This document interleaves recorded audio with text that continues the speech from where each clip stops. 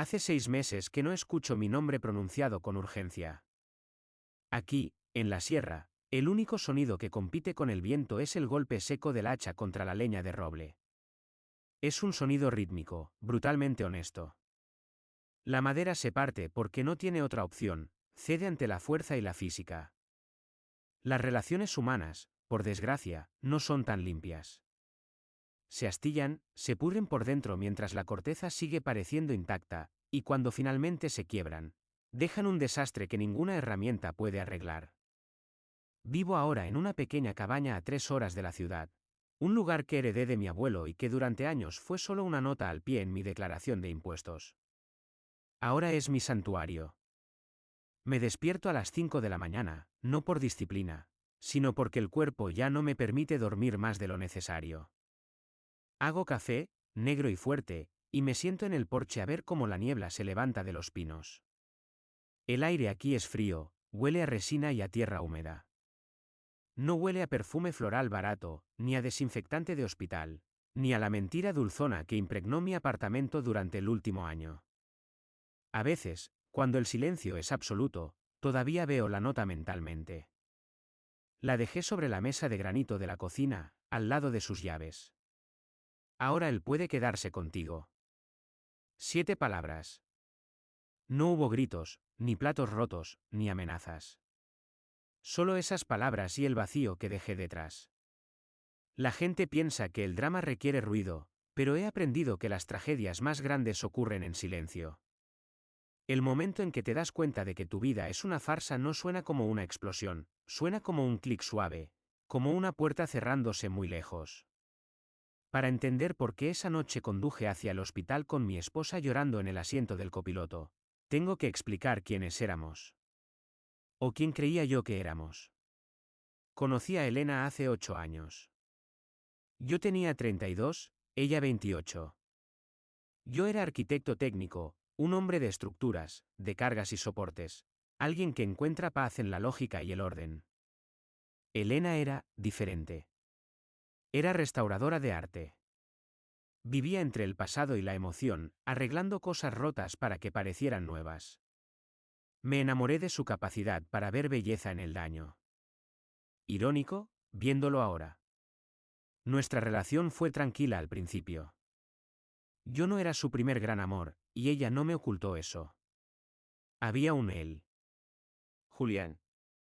El exnovio artista, el hombre tormentoso con el que había vivido una pasión destructiva durante sus 20 años. Me contó sobre él con una honestidad que en ese momento interpreté como madurez. Eso ya pasó, me dijo una noche, mirándome a los ojos con una claridad que me desarmó. Julián era fuego, pero tú eres mi tierra firme. Contigo quiero construir. Y yo, en mi arrogancia lógica, le creí. Pensé que la estabilidad vence al caos. Pensé que el amor adulto, el que paga hipotecas y hace planes de jubilación, era intrínsecamente superior al amor adolescente y volátil. Nos casamos 2 años después. Fueron años buenos. No perfectos, pero sólidos. Había risas, viajes, rutinas compartidas. Yo me encargaba de la logística, ella del color. Pero yo soy un hombre que presta atención a los detalles. Es mi trabajo y mi naturaleza. Si un muro de carga tiene una grieta de 1 milímetro, no la ignoro, la monitorizo. Y hace un año, empecé a notar las grietas en Elena. No fue nada obvio al principio. No hubo pintalabios en cuellos de camisa ni llamadas misteriosas a medianoche. Fueron cambios en la frecuencia, en el ambiente. Primero fue el cambio en su rutina de descompresión. Elena solía llegar del trabajo, tiraba el bolso en el sofá y me buscaba para darme un abrazo largo, como si necesitara recargarse. De repente, eso paró. Llegaba, me saludaba con un beso rápido en la mejilla, un beso seco, burocrático, y se iba directa al baño. Necesito quitarme el olor a disolventes, decía. Pero llevaba trabajando con disolventes 10 años y nunca le había molestado antes. Empezó a ducharse nada más entrar por la puerta. Cada día. Luego, el teléfono. Antes, sus dispositivos vivían dispersos por la casa. el iPad en la cocina, el móvil en la mesa de centro. Empecé a notar que el móvil siempre estaba boca abajo. Si estábamos cenando y vibraba, su mano se movía con un reflejo casi imperceptible para cubrir la pantalla antes incluso de mirar. No era pánico, era precaución. Era el movimiento de alguien que gestiona un riesgo. Yo no dije nada. No soy celoso por naturaleza y no quería ser el marido paranoico. En lugar de eso, observé. Empecé a catalogar datos. Un martes me dijo que tenía que quedarse hasta tarde en el taller para terminar un lienzo del siglo XVIII que tenía fecha de entrega urgente. Estaré allí hasta las 10, me dijo por mensaje. Esa noche llovió a cántaros. Yo estaba en casa revisando unos planos. A las 9:30, decidí calentarle la cena para cuando llegara. Por curiosidad, o quizás por ese instinto que empezaba a despertar, abrí la aplicación del tiempo y el tráfico. El taller de Elena estaba en el centro, en una zona peatonal. Si hubiera estado allí, habría tenido que caminar hasta el parking. Cuando llegó a las 10:15, su paraguas estaba seco. Sus zapatos de ante, impecables. ¡Qué tormenta, ¿verdad? Le dije mientras le servía vino. Horrible, respondió ella, evitando mi mirada, quitándose el abrigo. Casi me empapo corriendo al coche. Miré sus zapatos secos. Miré el paraguas que no goteaba en el recibidor. Sentí un frío en el estómago, una sensación física de pesadez, como si me hubiera tragado una piedra de río. No la confronté. Simplemente dije, siéntate, la cena está lista. Esa noche no dormí. Mi mente empezó a repasar los últimos 3 meses, rebobinando nuestra vida como si fuera una cinta de seguridad, buscando anomalías. Y las encontré. Empecé a notar patrones en sus gastos compartidos. Pequeñas retiradas de efectivo, 50 euros aquí y allá, algo que ella nunca hacía porque odiaba llevar monedas. Noté que había cambiado su lista de reproducción en el coche. Elena era de jazz y clásica. De repente, el historial de Spotify estaba lleno de rock indie en español, bandas que yo sabía, positivamente sabía, que odiaba. Eran las bandas favoritas de Julián. La confirmación, sin embargo, no vino de una pantalla, sino del aire. Fue un jueves. Yo había salido temprano de la obra y llegué a casa a las 5, 2 horas antes de lo habitual. El coche de ella no estaba. Entré en casa y me golpeó el silencio, pero algo estaba fuera de lugar en el dormitorio. La cama estaba hecha, pero no como yo la hago. Había un ligero desorden en los cojines. Me acerqué. En la almohada de ella, había un olor. No era su perfume. Era una mezcla tenue, casi desvanecida, de tabaco y una colonia amaderada específica. Vetiver. Me quedé paralizado. Mi cerebro intentó racionalizarlo, ¿un compañero de trabajo? ¿Un cliente? Pero nadie se sienta en tu cama con un cliente. Cerré los ojos y respiré hondo, tratando de no dejar que la náusea me dominara. Conocía ese olor. Lo había olido años atrás, en una inauguración de una galería donde nos cruzamos con él. Julián. Él fumaba tabaco de liar y usaba esa colonia pretenciosa. No grité. No tiré nada. Simplemente me senté en el sillón de lectura en la esquina del cuarto y esperé. Mi mente trabajaba a 1000 por hora, conectando los puntos, las duchas inmediatas al llegar a casa, para borrar el olor, el kilometraje extra en el coche que había notado la semana pasada. Él vivía en las afueras, la música, la distancia emocional. Elena estaba teniendo una aventura. Y no era una aventura cualquiera, era una regresión. Estaba volviendo al caos que juró haber dejado atrás. Cuando ella llegó a las 7, me encontró leyendo un libro. O fingiendo leerlo. Hola, cariño, dijo, con esa nueva normalidad ensayada. ¿Llegaste pronto? Sí, se canceló una reunión, respondí sin levantar la vista. Mi voz sonó tranquila, casi aburrida. Me sorprendió mi propia capacidad de actuación. Ella pasó a mi lado hacia el baño, como siempre. Al pasar, la estela de aire trajo de nuevo el olor. Lo había intentado cubrir con su propio perfume, pero debajo de las flores estaba el tabaco. Estaba el olor de otro hombre en mi esposa. ¿Todo bien en el trabajo? Pregunté, pasando una página que no había leído. Sí, mucho estrés, pero bien. Elena, dije, deteniéndola en el marco de la puerta. Ella se giró, con una mano en el pomo. Sí. La miré. Realmente la miré. Busqué rastro de culpa, de miedo. Vi cansancio. Vi a una mujer que estaba viviendo dos vidas y empezaba a agotarse. Pero no vi arrepentimiento. Te has dejado los zapatos en el salón esta mañana, mentí. Solo quería ver su reacción ante un fallo en su rutina.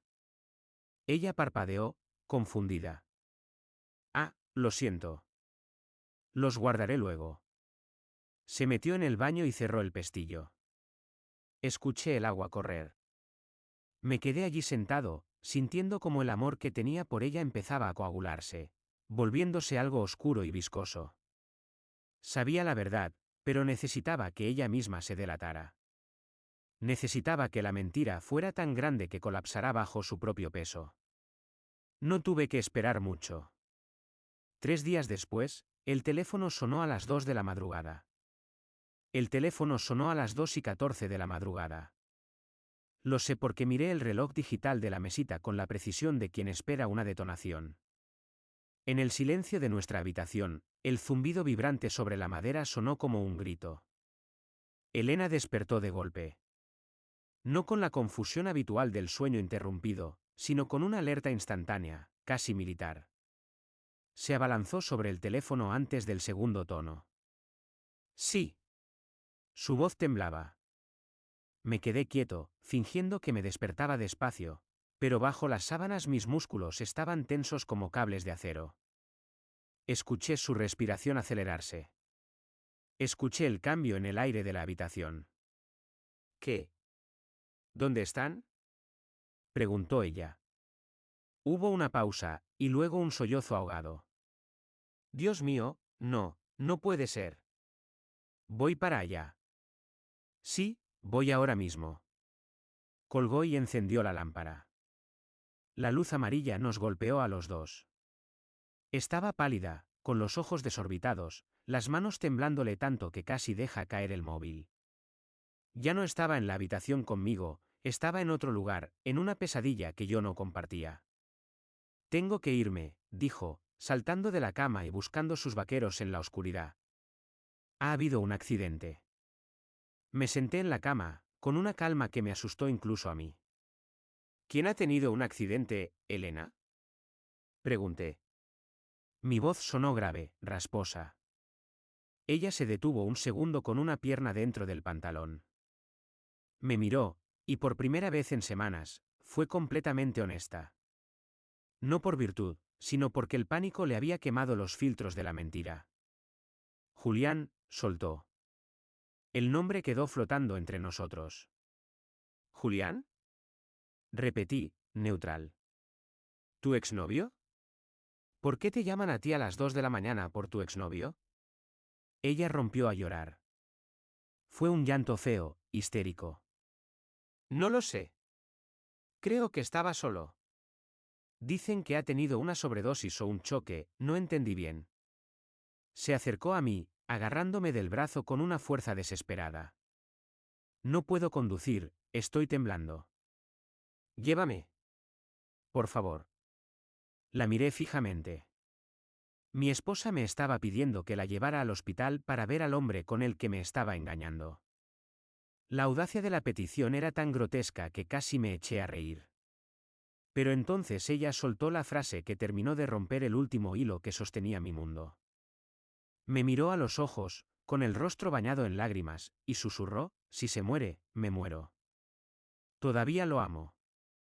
Lo siento, pero todavía lo amo. El tiempo se detuvo. Sentí como la sangre se me retiraba de la cara, bajando hasta los pies. No hubo ira. Solo una claridad fría, absoluta, como el hielo negro en la carretera. Ella acababa de confesar. No había vuelta atrás. No había terapia de pareja, ni charlas, ni segundas oportunidades. La mujer frente a mí era una extraña que había estado ocupando el cuerpo de mi esposa. Vístete, dije. Me levanté y fui a buscar las llaves del coche. El viaje al hospital fue una experiencia extracorporal. 20 minutos de autopista bajo una lluvia fina. Ella iba en el asiento del copiloto, hecha un ovillo, murmurando plegarias, revisando el teléfono cada 30 segundos. Yo conducía con las dos manos en el volante, respetando los límites de velocidad, observando la carretera. Analicé la situación como si fuera un problema estructural. Dato 1. Ella lo ama. Dato 2. Ella mantiene contacto constante con él, por eso la llamaron a ella. Dato 3. Yo soy simplemente el chofer. El proveedor de estabilidad. El seguro. Me sentí extrañamente ligero. La ansiedad de las últimas semanas, esa duda corrosiva, había desaparecido. La verdad es dolorosa, pero la incertidumbre es una tortura. Ahora ya sabía la verdad. Llegamos a urgencias. Las luces blancas de neón de la entrada cortaban la oscuridad. Antes de que terminara de frenar del todo, ella ya había abierto la puerta. Gracias, dijo, sin mirarme. Salió del coche y corrió. La vi a través del parabrisas, bajo la lluvia, corriendo hacia las puertas automáticas de cristal. No miró atrás. Ni una sola vez. No hubo un gesto de disculpa, ni una mirada de preocupación hacia el marido que dejaba en el coche a las 3 de la mañana. Su cuerpo, su energía, su alma, todo se inclinaba hacia adelante, hacia él. Me quedé allí, con el motor en marcha, durante un minuto completo. Vi cómo las puertas se cerraban tras ella. Imaginé la escena dentro, ella encontrándolo, el drama, las lágrimas, la reconciliación en medio de la tragedia. Yo no pintaba nada en esa escena. Yo era un extra en su película.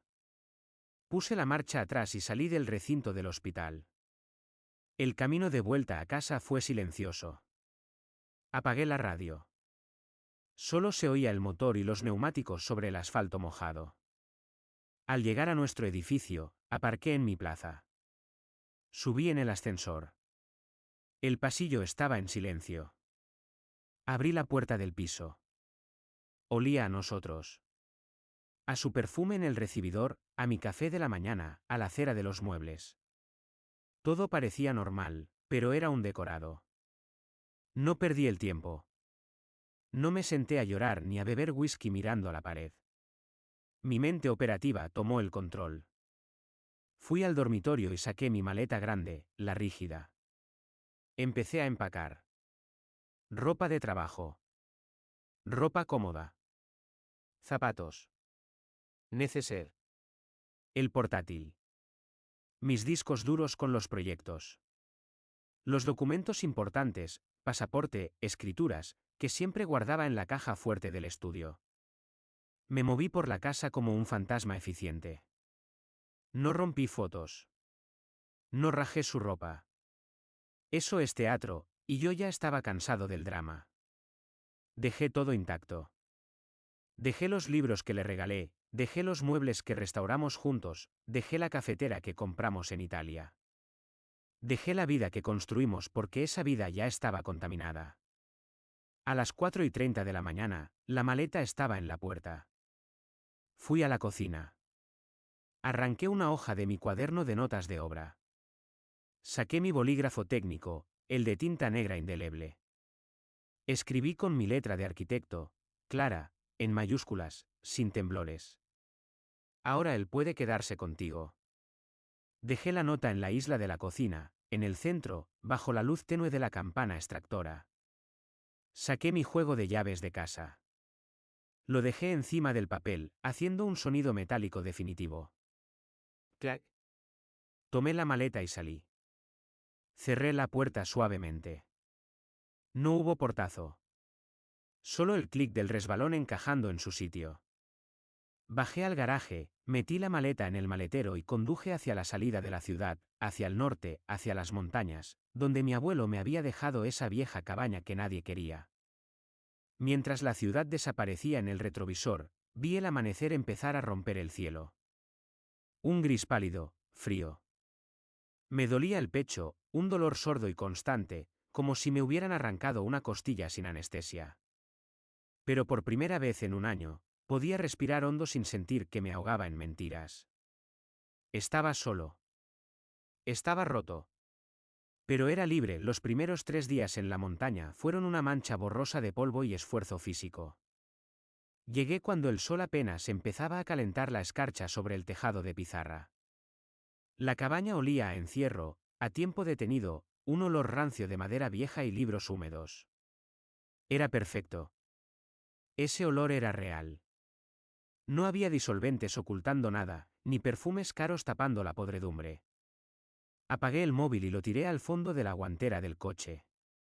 No quería explicaciones, no quería súplicas y, sobre todo, no quería saber si Julián había sobrevivido o no. En ese momento, con una frialdad que me sorprendió, me di cuenta de que me daba igual. Si vivía, era problema de ella. Si moría, era su duelo. Yo ya no era parte de la ecuación. Me volqué en el trabajo manual con la obsesión de un maníaco. Mi mente de arquitecto necesitaba orden, y la cabaña era un caos que sí podía controlar. Me levantaba con el alba.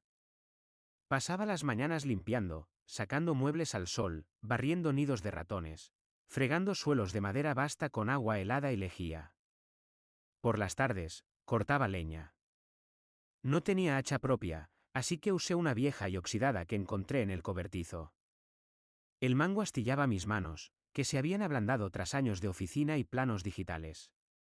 Cada golpe contra los troncos de roble era una liberación. Clac.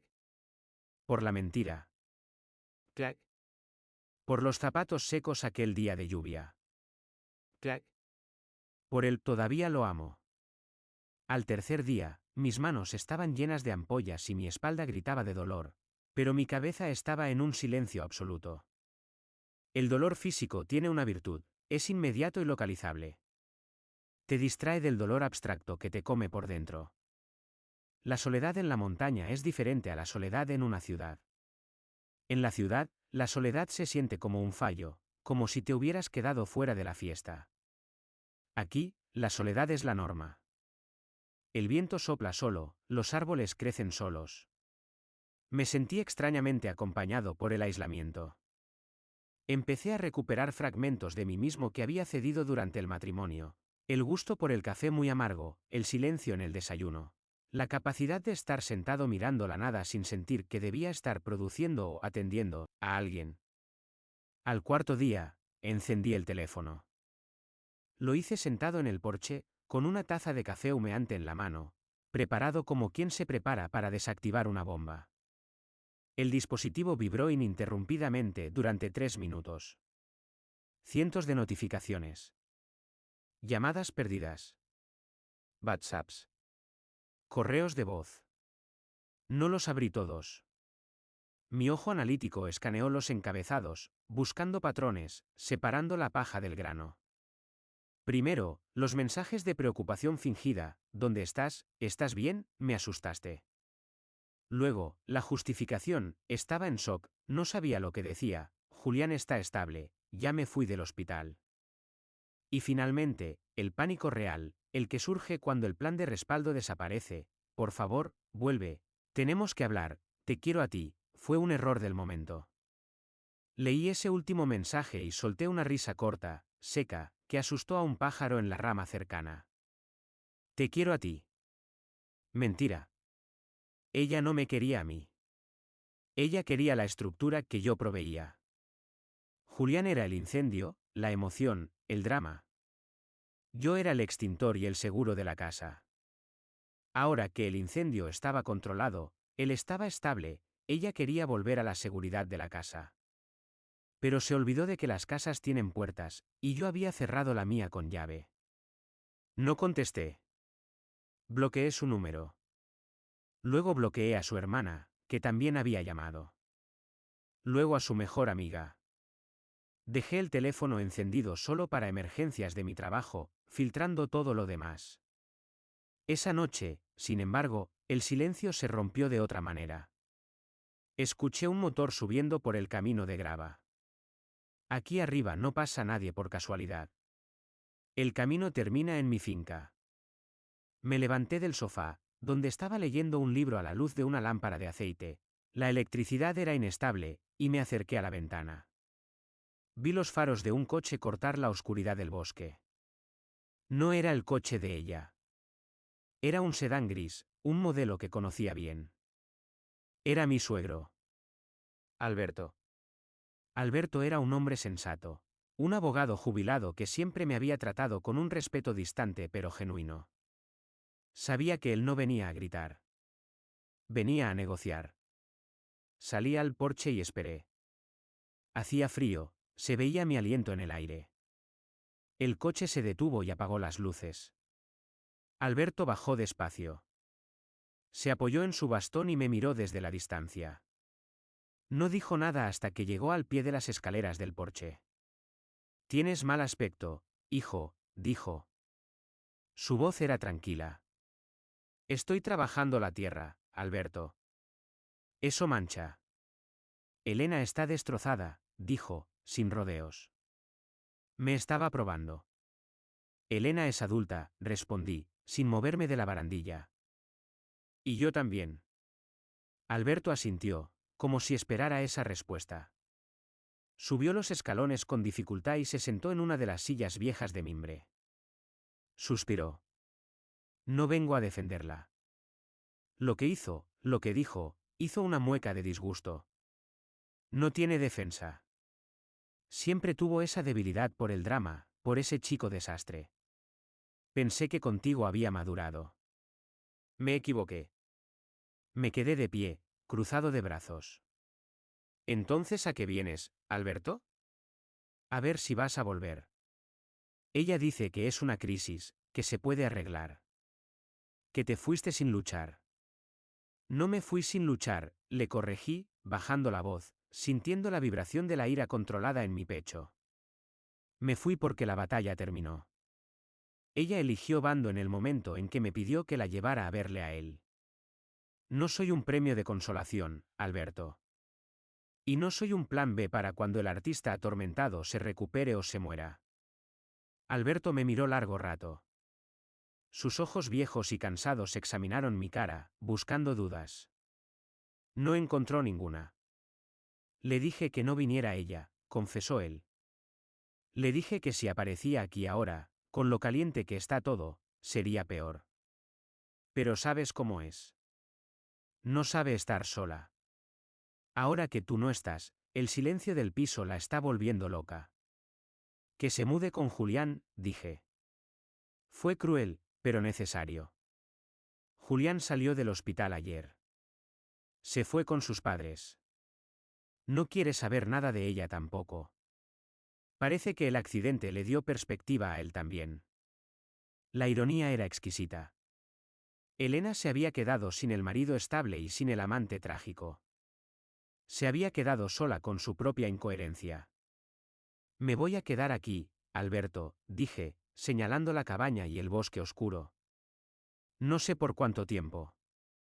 Quizás venda el piso. Quizás mande a un abogado para los papeles. Pero no voy a bajar. El viejo abogado se levantó. Asintió con una especie de triste aprobación. Haces bien. Un hombre tiene que tener límites. Si perdonas esto ahora, serás un felpudo el resto de tu vida. Me tendió la mano. Se la estreché. Su apretón fue firme. Le diré que no te encontré. Que la casa estaba vacía. Gana un poco de tiempo. Gracias. Vi cómo se alejaba su coche, las luces rojas desapareciendo entre los pinos. Me quedé solo de nuevo. Pero algo había cambiado. La visita de Alberto confirmó lo que mi lógica ya sabía, mi decisión era correcta. El mundo de abajo seguía girando en su torbellino de emociones baratas y traiciones. Aquí arriba, el aire era limpio. Entré en la cabaña y cerré la puerta. Esa noche dormí 6 horas seguidas, sin soñar. Pero la paz es frágil. 2 días después, un sábado por la tarde, mientras arreglaba una valla en el perímetro sur, vi un coche rojo detenerse en la entrada del camino. No necesité prismáticos. Conocía ese coche. Conocía la forma en que ella aparcaba, torcida, con prisa. Elena había venido. Dejé el martillo sobre un poste. Me limpié el sudor de la frente con el antebrazo. No sentí miedo, ni amor, ni siquiera odio. Sentí la calma fría del juez que ya ha dictado sentencia y solo tiene que leer el veredicto. Caminé despacio hacia la casa para esperarla, caminé lentamente hacia el porche. Tenía el tiempo a mi favor. La había dejado esperar lo suficiente para que el miedo y la fatiga del viaje se mezclaran.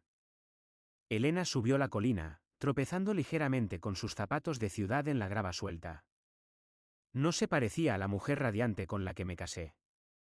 Estaba agotada, la máscara de frialdad se había roto y lo que quedaba era pánico y confusión. Llevaba el mismo abrigo de lana que usó la noche que la llevé al hospital. Estaba fuera de lugar en este entorno de pinos y nieve derretida. Llegó al pie de las escaleras y se detuvo. Sus ojos buscaron los míos con desesperación, pero yo la recibí con una mirada plana, sin juicio, pero también sin conexión. Era la mirada que le doy a un plano defectuoso. Me has tenido muy preocupada, dijo, intentando que su voz sonara a reproche, pero fallando. Sonó a súplica. Lo siento, Elena, mentí. Necesitaba silencio. No la invité a pasar. Me senté en el primer escalón de la cabaña, señalándole con un movimiento de cabeza la silla de mimbre que usó su padre. Mantuve la distancia de un brazo. Lo que pasó esa noche, lo del hospital, fue un error. Fue pánico. Empezó a hablar rápido, atropellándose con las palabras. El llanto estaba cerca. ¿Un error o una confesión bajo presión? Pregunté, con la voz baja y tranquila. Ella se encogió. Yo no quería decir que lo amaba. Estaba confundida. Él es una parte vieja de mí que creí superada. No, no lo es, la interrumpí, sin levantar la voz. Y lo sabes. Lo has estado viendo durante meses. El olor en la almohada. Los kilómetros extra en el coche. La música que odias pero que a él le gustaba. Te duchabas inmediatamente al llegar a casa para borrar el rastro. Lo noté todo, Elena. Soy un hombre que se gana la vida analizando estructuras y detectando fallos de 1 milímetro. ¿Creías que no iba a notar el colapso de mi propia vida? Se quedó paralizada. Su boca se abrió, pero no salió sonido. Se dio cuenta de que no estaba ante un marido ciego, sino ante un observador paciente. Toda su narrativa de un momento de debilidad se desmoronó. ¿Lo sabías? Susurró. Lo confirmé en el momento en que me pediste que te llevara. Pero la verdad la olí mucho antes. ¿Por qué el perfume vetiver? ¿Por qué él? Ella bajó la mirada, vencida. La lucha se había agotado en el camino. Con Julián, es todo fácil. Es caótico, pero no hay responsabilidades. Es como volver a los 20. Y tú eres tan bueno, tan sólido. Y yo me asfixiaba en esa bondad. Necesitaba, el drama. Y cuando el drama casi lo mata, me viniste a buscar a mí para que te llevara a urgencias, dije, cerrando el ciclo con calma. Querías el caos, pero no querías pagar el coste. Me querías a mí como red de seguridad. Y me lo dijiste. Me dijiste que todavía lo amabas. El llanto al fin llegó, pero era un sonido desinflado, sin convicción, como una rueda pinchada. No me moví. Sentí una distancia quirúrgica, como si estuviera viendo el dolor de un personaje de una película que ya no me importaba. Vuelve, por favor, suplicó. Podemos ir a terapia. Podemos superarlo. Lo siento mucho. De verdad que lo siento. Lo he perdido todo. Julián ni siquiera quiere verme, me dijo que soy un desastre. Esa es la diferencia entre tú y yo, Elena, dije, levantándome por fin. Me moví hacia la puerta de la cabaña. El sol me daba en la espalda, proyectando mi sombra larga sobre ella. Tú lamentas haber perdido la comodidad. Yo lamento la pérdida de una idea. Me giré para mirarla por última vez. La vi sentada, sollozando, con el hermoso paisaje de fondo. Ella era el único elemento discordante. La estructura de nuestra vida ya no existe. No se puede reconstruir una casa cuando los cimientos están basados en una mentira de 10 años. Y no voy a vivir el resto de mi vida esperando el próximo incendio. Eres libre para ser el caos que necesitas ser. Pero sé libre lejos de mí. ¿Y ahora qué? Preguntó. Ahora, me quedo aquí, dije, golpeando el marco de madera con mi puño. El sonido era sólido, real. Te enviaré los papeles de divorcio. No te voy a pedir nada. Puedes quedarte con el piso y con todo. Yo solo necesito mi silencio. Y este aire. Elena comprendió la finalidad. No había enojo en mí que pudiera manipular, solo una paz inexpugnable. Se levantó despacio. Se secó las lágrimas con el puño de su abrigo. Adiós, entonces, dijo. Su voz era apenas un susurro. Adiós, Elena. No se atrevió a acercarse. Bajó las escaleras y caminó hacia su coche. Esta vez, al menos, se tomó su tiempo, cargando con el peso de lo que acababa de perder. Se subió al coche y lo puso en marcha. Vi cómo el sedán rojo giraba torpemente en el camino y desaparecía detrás de los pinos. Esta vez, fue ella la que se fue. Me quedé en el porche hasta que el último sonido del motor se disolvió en el valle. Volví a entrar en la cabaña. Encendí la chimenea con los trozos de roble que había cortado. El fuego crepitó, dócil, caliente, bajo control. Fui a la cocina, me serví un poco de café y me senté junto al fuego, mirando las llamas. El dolor estaba allí, profundo, pero ya no era punzante. Era como el recuerdo de una vieja cicatriz que ya no duele al tacto. Era el precio de la estabilidad. A la mañana siguiente. Me levanté a las 5, hice café, y salí al porche. El sol se alzaba sobre las cimas de las montañas, prometiendo otro día frío y tranquilo. Tomé el hacha. Tenía más leña que cortar, y el sonido era bueno. Ahora, cuando el silencio era total, no había un vacío. Había un espacio. Aquí, el aire sabe a invierno, a resina, y a la verdad.